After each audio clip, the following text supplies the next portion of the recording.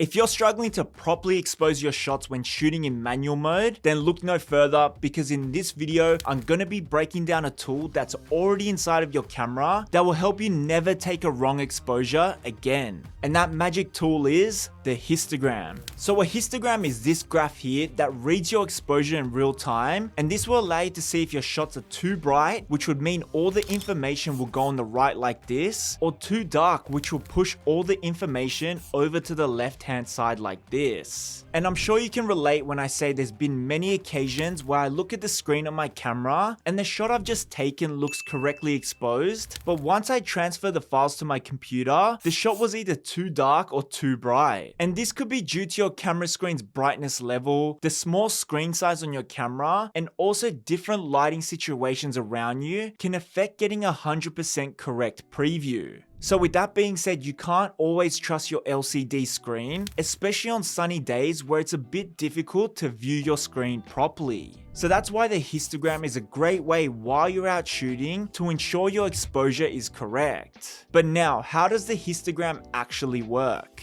And well, the histogram inside of our camera essentially takes a grayscale version of our shot and then divides it into 255 levels of brightness. So from 0 to 255, and 0 is pure black, and 255 is pure white, and then everything in between is some shade of gray. From there, it places the information into the histogram, putting each pixel into its designated brightness level. So the brighter pixels are located to the right, midtones are placed in the center, and the darker pixels are placed to the left. The heights of the peaks in the histogram represent how many pixels at that particular tone range there are. But you don't need to be too focused on the height of the peaks, because the horizontal portion is far more important for nailing your exposure. So now that brings us to the question of what is the perfect histogram? And well, there's a lot of misguided information I see these days, because people constantly say that you need some well-balanced histogram to achieve perfect exposure.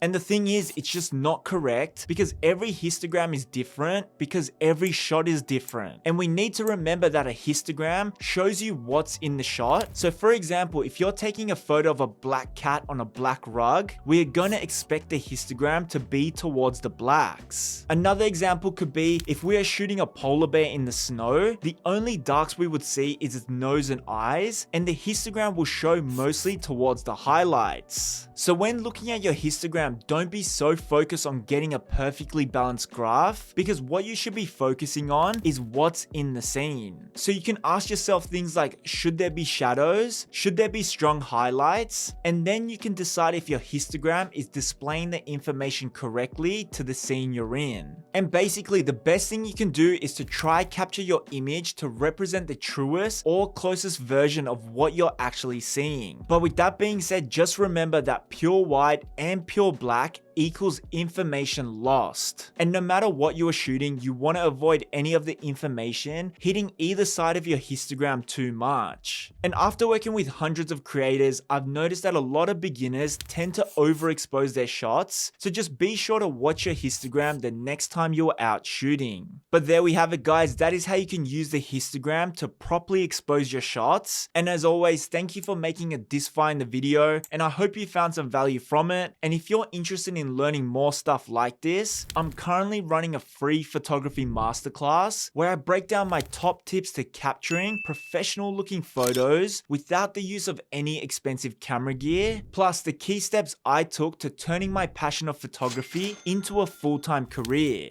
This masterclass is 100% free to join, so if you're interested, hit the link in the description below to check it out. Also, I'll be posting a bunch of new videos to this channel, so if you want to stay up to date with all the new content coming, hit the like and subscribe button on your way out, and I'll see you in the next one.